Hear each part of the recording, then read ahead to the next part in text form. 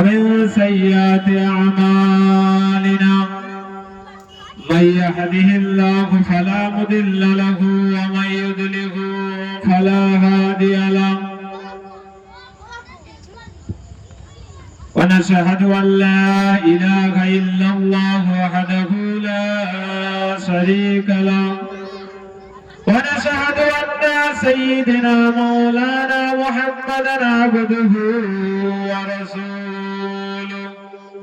أعوذ بالله من الشيطان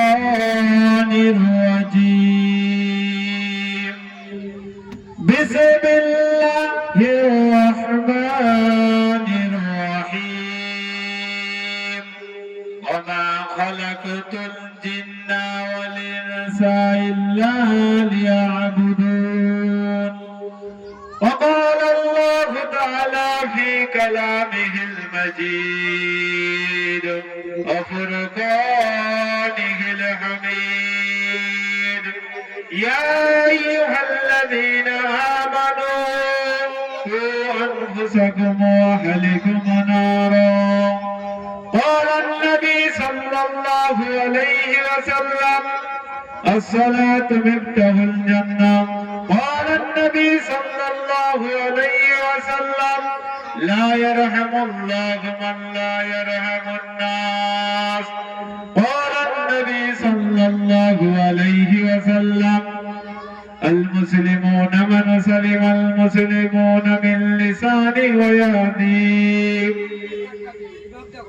أو قال عليه الصلاة والسلام فيا أيها الحاضرون رحمنا رحمكم الله إن الله وملائكته يصلون على النبي يا أيها الذين آمنوا صلوا عليه وسلموا تسليما اللهم صل على سيدنا مولانا محمد وعلى آل سيدنا مولانا محمد पैगंबरों की रोजा दिखा दे खुदाया दरे मुद्दत से मिला दे खुदाया शराबी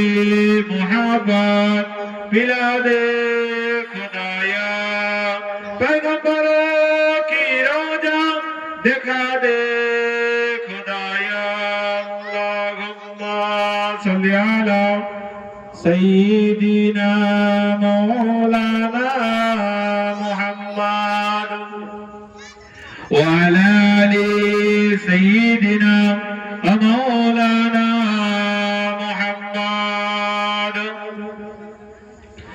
हस्बी रब्बी जल्लल्लाह मा फी कल्बी गैरुल्लाह नूर मुहम्मद सल्लल्लाह बोला ला इलाहा इल्लल्लाह जिक्र करो बोला ला इलाहा इल्लल्लाह हस्बी रब्बी जल्लल्लाह मा फी कल्बी गैरुल्लाह नूर मुहम्मद सल्लल्लाह ला इलाहा इल्लल्लाह दीन मिला ईमान मिला दीन मिला ईमान मिला पढ़ने के लिए कुरान मिला जो कुछ देने का था सब कुछ कमली वाले ने दिलवा दिया ला इलाहा इल्लल्लाह ला इलाहा इल्लल्लाह ला इलाहा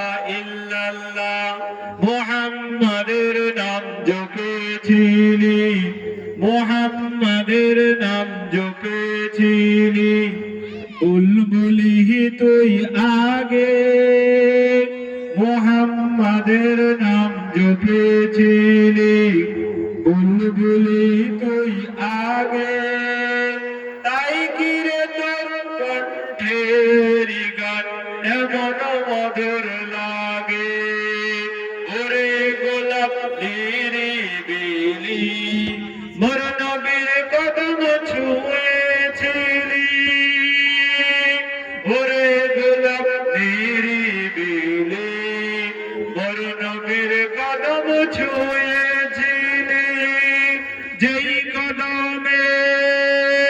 খুশবু আজো আতরেতে লাগে।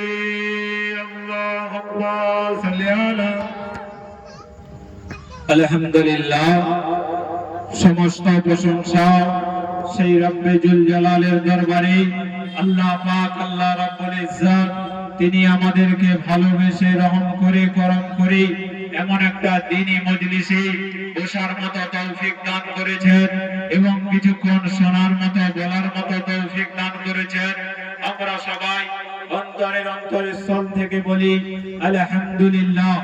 তারপরে অসংখ্য দরুদ ও সালাম বর্ষিত হোক সেই বিশ্ব মানবতার হেদায়েতের দূত, মক্কার বাতি, মদিনার জ্যোতি, দুই কুলের সাথী, যিনাকে না সৃষ্টি করলে দুনিয়ার কুল কায়নাত নাজ নিয়ামত এমনকি বালকা রাশি পর্যন্ত সৃষ্টি হতো না, যিনি দাঁড়ালে আসমান সুসজ্জিত হয়, যিনি বসলে জমিন প্রস্ততা লাভ করে, যিনি হাসলে জান্নাত সুসজ্জিত হয়, যিনি কাঁদলে জাহান্নাম ভয়ে থরথর করে কাঁদে, যিনি সাইয়্যিদুল মুরসালিন, খাতিমুন নবীন, শফিউল মুজতাবিন, রাহমাতুল লিল আলামিন, তার উপরে অসংখ্য দরুদ ও সালাম বর্ষিত হোক। আমরা সবাই অন্তরের অন্তরস্থল থেকে বলি সাল্লাল্লাহু আলাইহি ওয়াসাল্লাম। আলহামদুলিল্লাহ, আমি আপনাদের সামনে কুরআনুল কারীমের যে আয়াতখানা তুলে ধরলাম, কুরআনুল কারীমে আল্লাহ পাক, আল্লাহ রাব্বুল ইজ্জত বলেন, আমা খালাকতুল জিন্না ওয়াল ইনসা ইল্লা লিয়াবুদুন। মাতারম দোস্ত বুজুর্গ, আমরা দুনিয়াবি ক্ষেত্রে যে কোনো জিনিস সৃষ্টি করি না কেন, আল্লাহ পাকের মতো, বা আমরা দুনিয়াবি ক্ষেত্রে যে কোনো জিনিস তৈরি করি না কেন, আমাদের একটা উদ্দেশ্য থাকে। অনুরূপ ভাবে আল্লাহ পাক, আল্লাহ রাব্বুল ইজ্জত, তিনিও আমাদেরকে সৃষ্টি করেছেন, তার একটা উদ্দেশ্য আছে। তাই কুরআনুল কারীমে আল্লাহ পাক, আল্লাহ রাব্বুল ইজ্জত বলেন যে আমি তোমাদেরকে এমনি এমনি সৃষ্টি করি নাই। আমা খালাকতুল জিন্না ওয়াল ইনসা ইল্লা লিয়াবুদুন। নিঃসন্দেহে আমি তোমাদেরকে ইবাদতের জন্য সৃষ্টি করেছি। ওদিকে বর্তমান সময় আমাদের জাতির মধ্যে বা আমাদের মধ্যে যে পেরেশান, যে বালা মুসিবত আছে, এগুলো এই দ্বীনি মজলিসের দ্বারা আল্লাহ পাক, আল্লাহ রাব্বুল ইজ্জত দূর করেন। অনুরূপ ভাবে কুরআনুল কারীমে বলেন, ইয়া আইয়ুহাল্লাযীনা আমানু কু আনফুসাকুম ওয়া আহলিকুম নারা। এদিকে এখানে বলেন যে তোমরা নিজে বাঁচো এবং নিজের আহল পরিবারকে বাঁচাও। আমরা যদি এমন করতে পারি, নাসরুম মিনাল্লাহি ফাতহুন কারীম, নিশ্চয়ই আল্লাহ পাকের সাহায্য খুবই কাছে আল্লাহ পাক আমাদেরকে দেবেন। তদুপরি বিশ্বনবী সাল্লাল্লাহু আলাইহি ওয়াসাল্লাম, যিনি যখন প্রথম দিনের দাওয়াত দেন,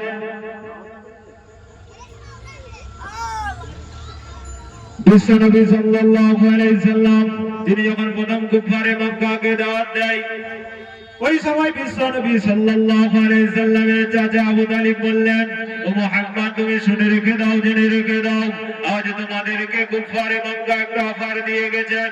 আজ তোমাকে কুফারে মক্কা একটা অফার দিয়ে গেছেন। সেই অফারটা কি হলো? বিশ্বনবী সাল্লাল্লাহু আলাইহি ওয়াসাল্লাম ভেবেছিলেন হয়তো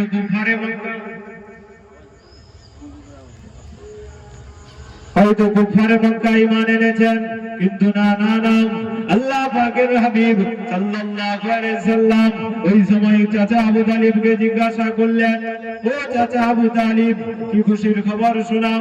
ওই সময় চাচা আবু তালিব বলতে লাগলেন যে তোমাকে কুফারে মক্কা অফার দিয়ে গেছেন যে তুমি নতুন যে দিনটা নিয়ে এসছো, এই দিনের প্রচারটাকে বন্ধ করে দাও, তার পরিবর্তে তোমাকে দুনিয়ার সমস্ত ধন সম্পদ, এমনকি সমস্ত রূপবতী গুণবতী মহিলাদেরকেও দেব।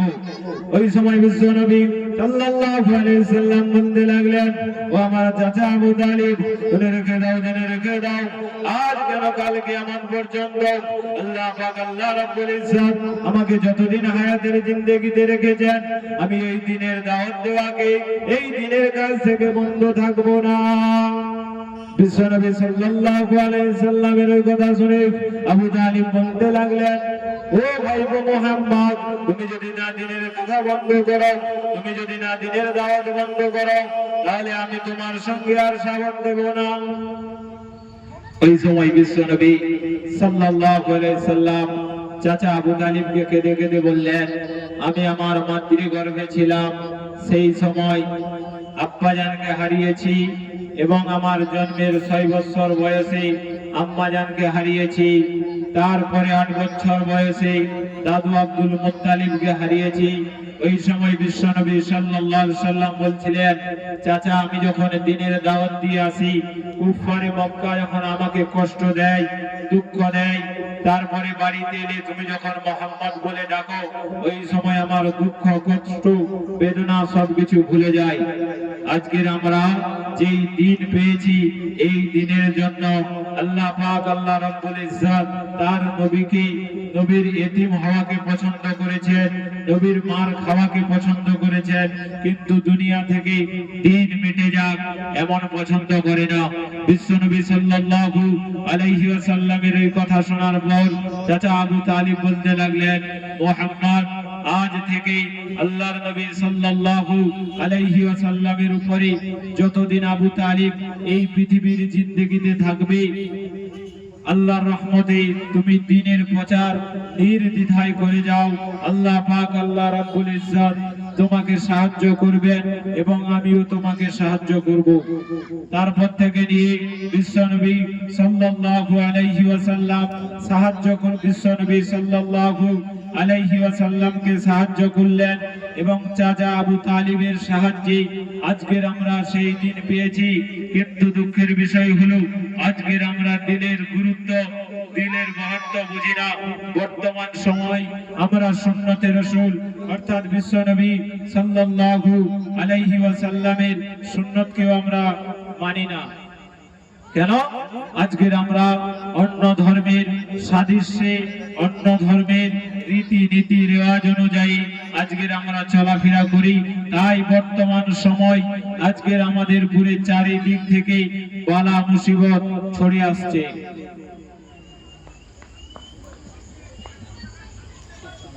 আম্মা জান আয়েশা সিদ্দিকা রাদিয়াল্লাহু তাআলা আনহা বলেন, বিশ্বনবী সাল্লাল্লাহু আলাইহি সাল্লামের চেহারা মোবারকের দিকে দেখি আর আসমানের চন্দ্র সূর্য তারকা রাশির দিকে দেখি।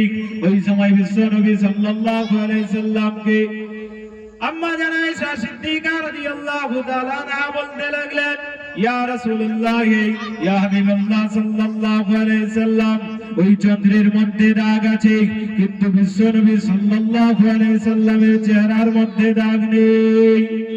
সুবহানাল্লাহ। তো আজকের আমরা কোন নবী পেয়েছি, কেমন নবী পেয়েছি, কেমন নবীর দিন পেয়েছি, আজকের আমরা বুঝে আসে না। বিশ্বনবী সাল্লাল্লাহু আলাইহি সাল্লাম বললেন যে তোমাদের মধ্যে চালাক ব্যক্তি সেই, বুদ্ধিমান ব্যক্তি সেই যে দুনিয়ায় থাকতে থাকতে আখিরাতের সামান তৈয়ার করে নিয়ে যায়।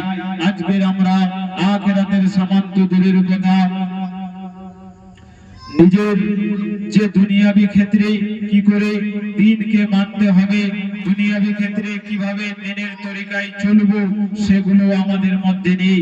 আল্লাহ পাক আমাদেরকে পরিপূর্ণ দ্বীনের উপর চলার মতো তৌফিক দান করুন। আমরা সবাই বলুন আমিন। এই বলে শেষ করছি ইনশাআল্লাহ।